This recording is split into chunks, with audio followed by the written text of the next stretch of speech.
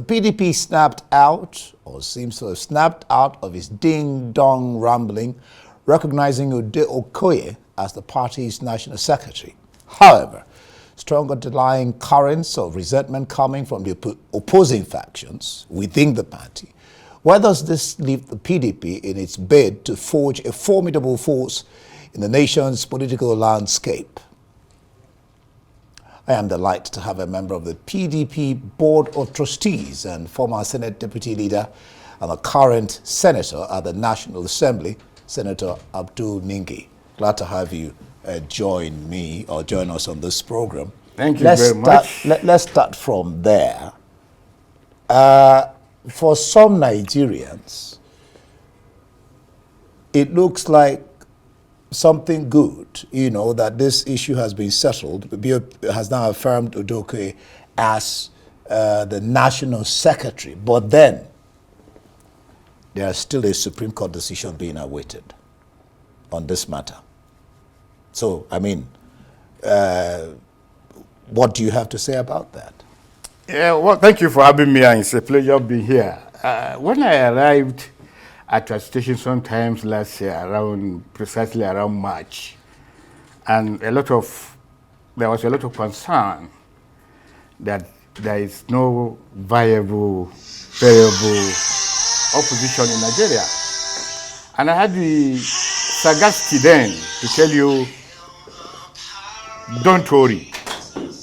We are a party that was founded in the principle of Nigeria.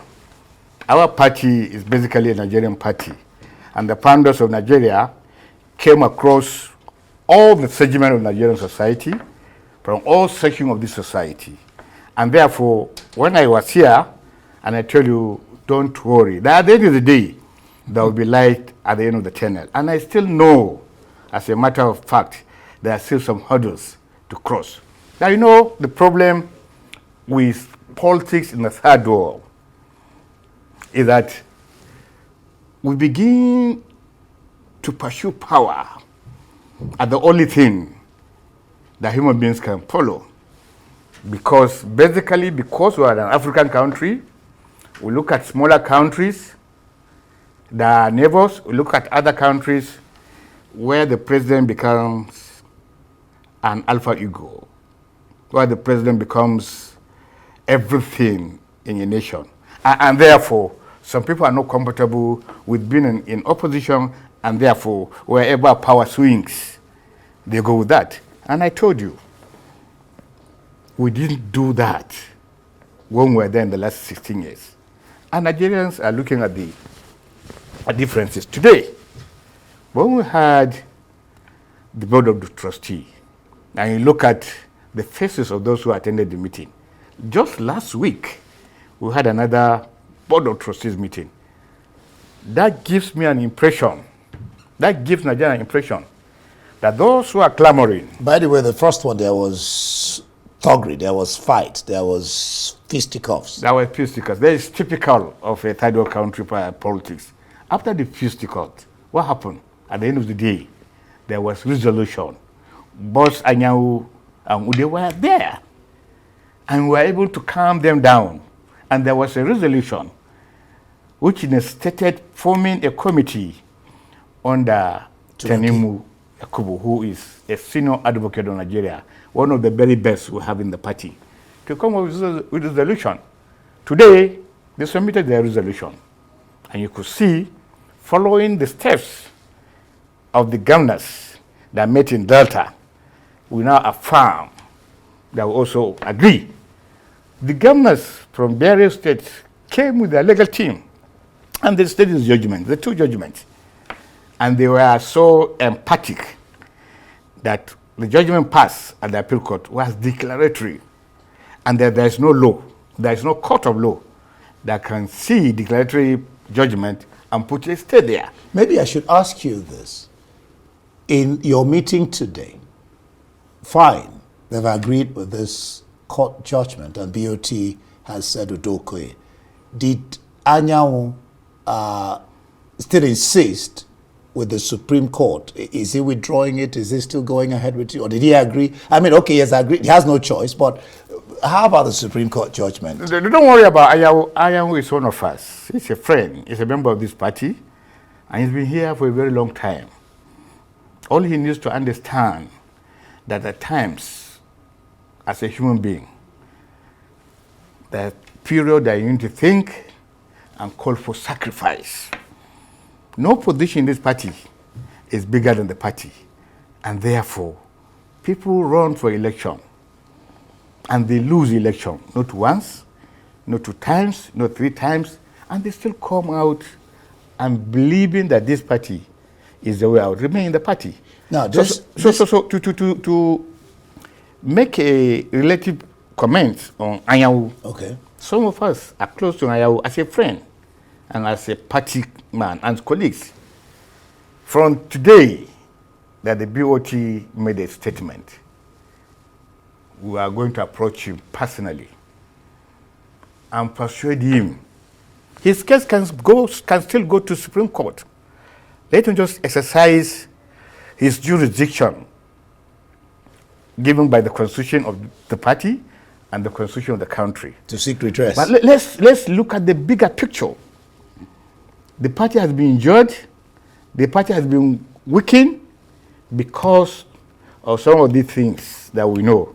But we know we have passed those things before, and we know how to go about it looking at the future. And I can tell you without any doubt that the future is bright for our party. This is just concerning the national secretary of the party.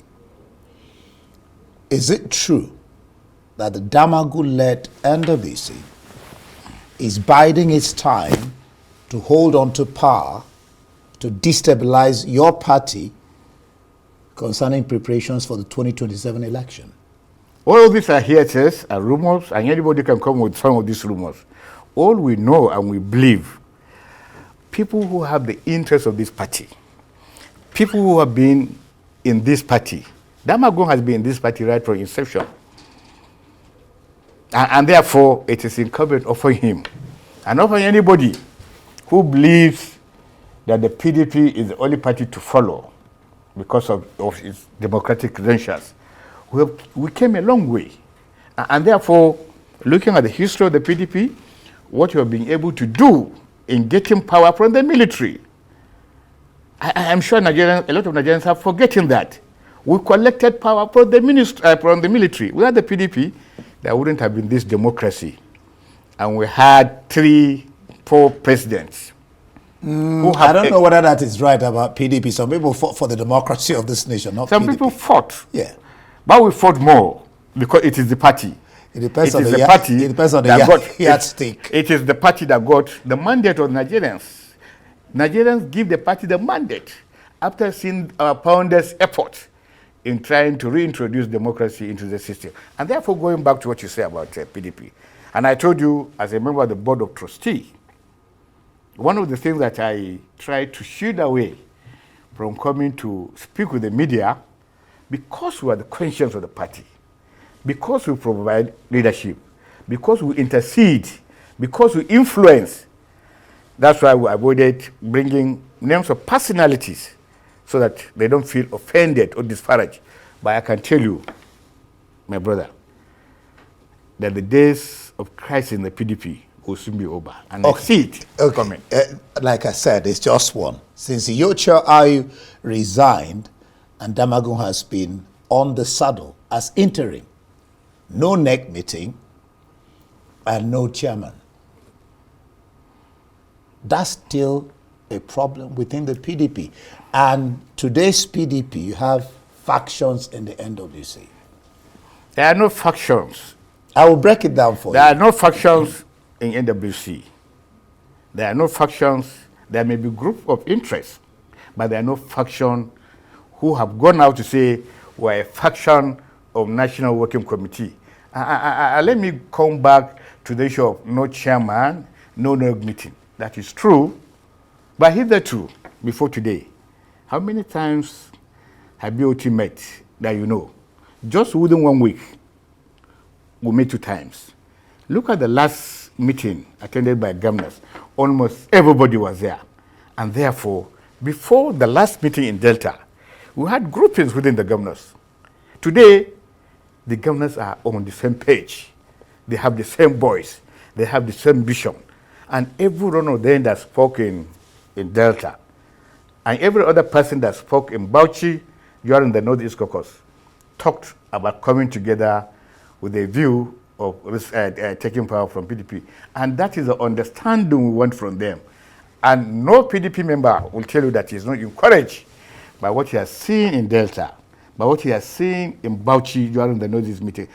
And I can tell you the issue of Damagong, the issue of the other issue, the issue of NEC, it will come to pass. In this meeting, did they decide on the date for the NEC has been postponed already in the meeting in Delta, the NEC was supposed to take place 13th of February. They moved it to March. They moved it to March because it wasn't our interest. Personally, my interest, it would have taken place as scheduled. But I don't know what informed the governors to move it. But one of the reasons I had was colliding with the Ramadan time. However, March will still come. And I promise you when March comes, we're going to have NEC. I'll correct with you and I'll ask you what happened if it doesn't hold. It will hold. You're accusing the PDP for not holding NEC for 1.5 years. What will you say about the APC? Are you concerned? Are you comparing yourself with APC? Because you have never asked them this question. Who told you? I have not seen. Why didn't they have any NEC in the last 2 years they've been in power? Maybe because they don't have the same Let them answer. issues. Let them answer. Let them answer. There are always issues. You know, there are always issues. Lukman was there. I listened to his interview. There are issues everywhere in APC. But I'm not comparing ourselves with them because our party is different. The formation is different. And that is why I can tell you, anybody that sees us, when we lost the election in 2015, quite a number of my friends came to my house here. I'm back home. I said, can't you just join us? And I said, that is why you don't understand where we're coming from. Our party is not owned by individuals. Your party is owned by 2 individuals. Remove President Buhari out of APC, remove Bola Tinubu, APC collapses. We have shown to Nigerians that it doesn't matter who you are. You can leave this party and this party will survive. Our former president left. We survived. The former vice president, Atiku, left. We survived. Bukola Saraki, former president of the Senate, left. We survived. Abinu Tambuwal, former speaker, left.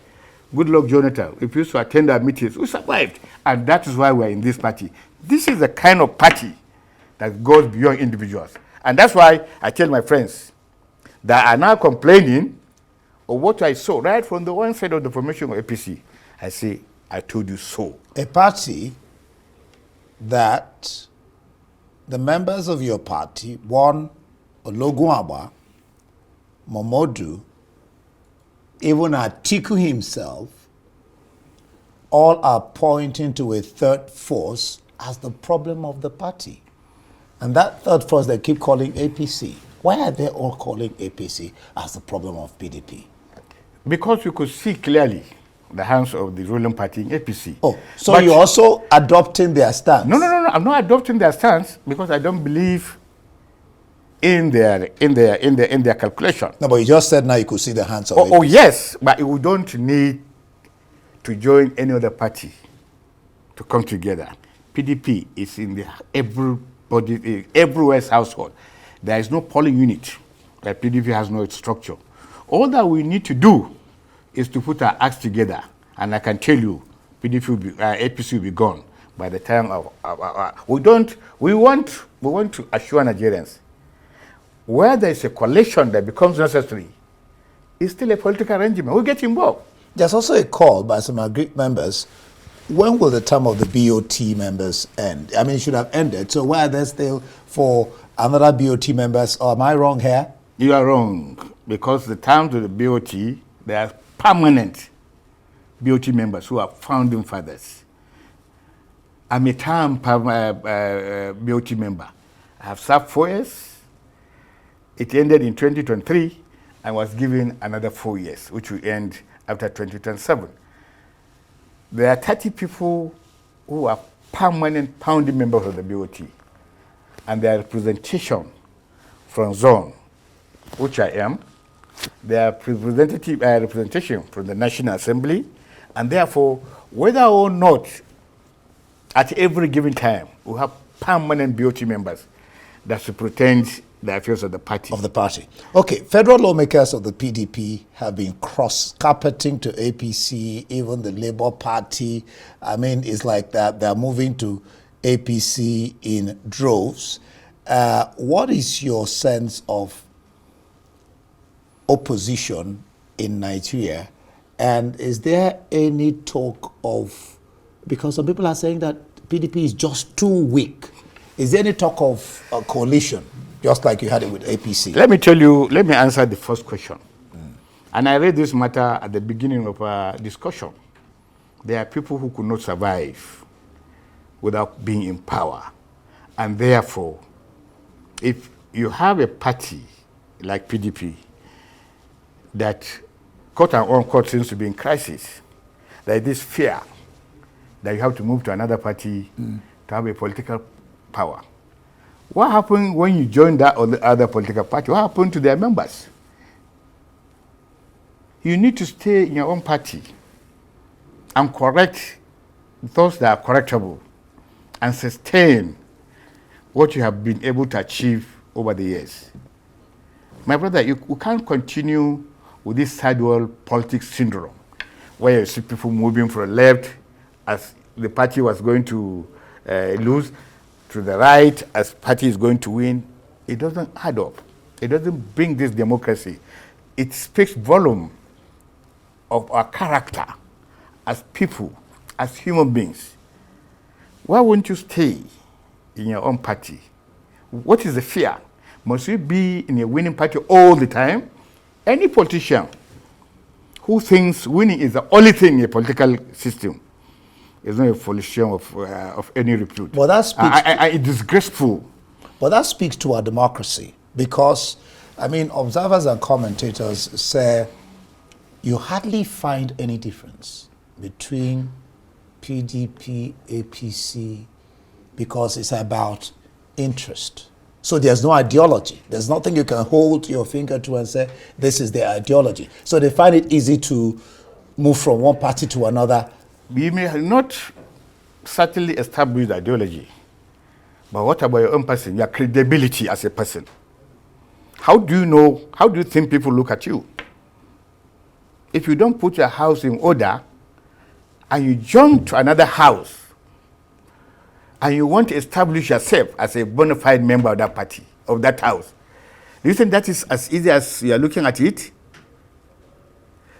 We had this same problem when we were in power. Between 2011 to 2015, between 2007 to 2011, we had this kind of rigmarole, even in the National Assembly, whereby people are moving to a party in droves.